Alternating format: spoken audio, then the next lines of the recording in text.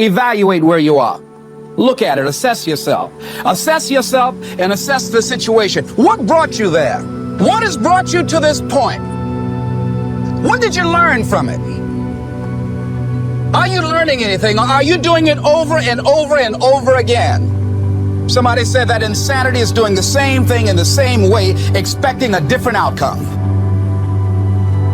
Don't let this year be like last. And if last year was great, still don't let it be that way. Raise the standard. If your life is perfect and extraordinary, you darn well know you're not going to be happy unless you keep making it better. That's what makes us feel alive. It's not what we get that makes us happy. It's who we become and what we're able to give because we become more. If you want to begin to move, you've got to clear your mind of all the unnecessary luggage and baggage that's weighing us down. You're going to have people to do things to you. Things are going to happen to you. And the most important thing to do is to harness your will and let it go and move so you can grow, so you can get on with your life.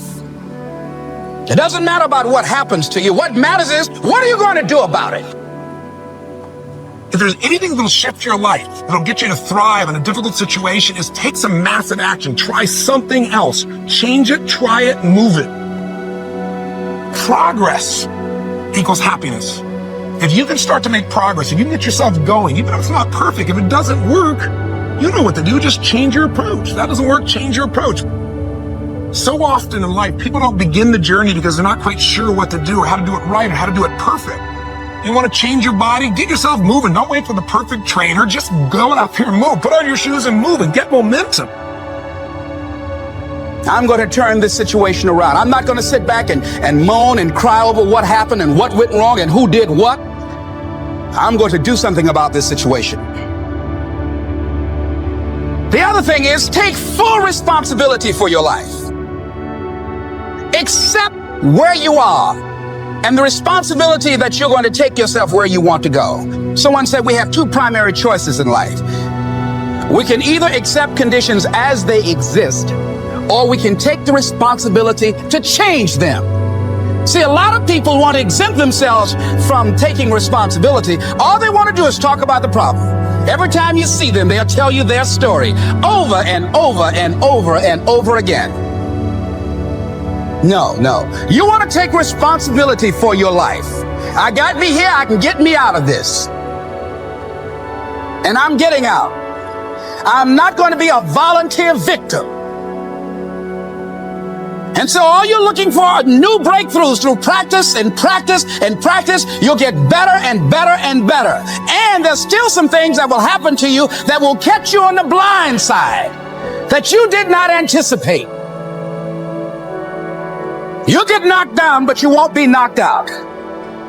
And so I say to you, it's possible you can live your dream if it's becoming a diamond, if it's having more, if it's achieving more, if it's being a better father, being a better mother, whatever it is, overcoming addiction, changing our society. It's possible you can live your dream. It's necessary that you have a plan of action, that you're resilient, that you stick to, and you work with the system, that you work with people, that you give support, and that you be there for them, that you have the vision and never give up, that you become creative and relentless and keep on coming back again and again and again, and that it's you that you got to take personal responsibility to make it happen, and that it's hard. Easy is not an option. And when life knocked you down, jump back up and said, it's not over until I win. Avoid people and situations that upset you.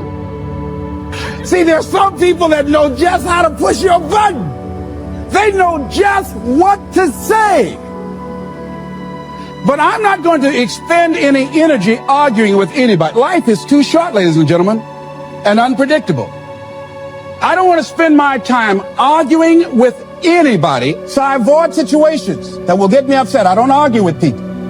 Draw the line, ladies and gentlemen. There are certain things that we just go through life just taking, and at some point, you just got to draw the line and just say enough is enough. You got to do that with yourself. One negative stroke is 16 times more powerful than a positive stroke. And if you have people around you who are not sensitive to who you are, and the people that can hurt you the most, ladies and gentlemen, are the people that you love. That you love. They're the ones that you're vulnerable to. They're the ones that can get to you. And if they're insensitive, I don't care who they are. See, if you don't draw the line with people, if you just let them run rampant in your life, and you let things happen to you that you don't feel good about, if you continue to allow it to happen, you won't feel good about yourself. Your image of yourself will erode. So you've got to draw the line. Why do people just go to a job where they're miserable, day in and day out? Why do people stay together and they're miserable, sleeping in separate rooms, or arguing, or the only thing they have in common is paying the bills? Don't talk, don't communicate, don't share anything together. Day in and day out, as short and unpredictable that life is, being mean to each other. Why do people do that? Known hells are preferable to strange heavens because it's familiar. See, life is rough, ladies and gentlemen. It's rough and it's scary. It's scary growing. It's scary taking a chance. It's scary acting on your intuition, on your guts. It's scary. It's frightening. There are people that's tolerating things right now, and they're immobilized by fear. They can see the hammer coming, and they're afraid to even move because it's scary. To go against the dominant thinking of your family, friends, and those people you associate with every day is perhaps the most difficult act of courage you will ever perform. See, when you start growing, when you start changing the way you walk, the way you talk, the way you act, the way you respond to things, the way you use your time, when you start saying, no, I can't do that. Why? You're too busy. You don't have the time. I have my own agenda. So if people can put you on a guilt trip, they will. And use you and abuse you over and over and over again. You got to draw the line. You have to draw the line on them. Don't go through life feeling like you're powerless. Victims are people that are powerless. You're not powerless. You are powerful. You direct the power in your life. Whatever your life is right now, it is a duplication of your consciousness. It's a result of how you have decided to use your power. That's all it is. That's not who you are. That's just a perverted use of your power that you aren't satisfied with. And you've got the power to change that. Wherever you are, how, I don't know. But I know you've got the power to do that. But you don't know what has happened to me. It really doesn't matter what has happened to you. See, the only thing that really matters is what are you going to do about it? That's all that matters. That's all that matters. You can allow it to destroy you, or you can allow it to build you up.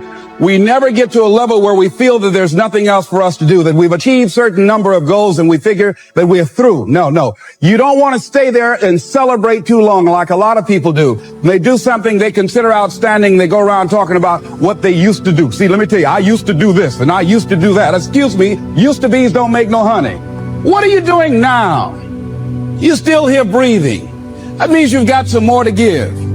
Doesn't matter how old you are, doesn't matter about where you are, doesn't matter about what you have, doesn't matter about what you've done.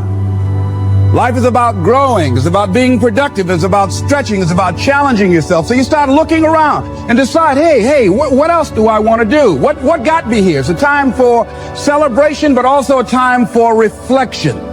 What got me here? What worked? What did not work? What do I need to do to repeat so that I can get the same kind of results in other areas of my life? If the goal is to improve my health, if the goal is to improve my relationship, if the goal is to improve my income, if the goal is to improve something in society, what is it I need to do? Now, don't get confused with what you do with who you are. Don't trip. Don't go on some type of ego trip. Talking about how bad you are. None of us do anything by ourselves. Develop an appreciation for external support as well as good fortune, because all of those things play a role. And the other thing is, don't go overboard, celebrate. You must meet with triumph and disaster and treat those two imposters just the same.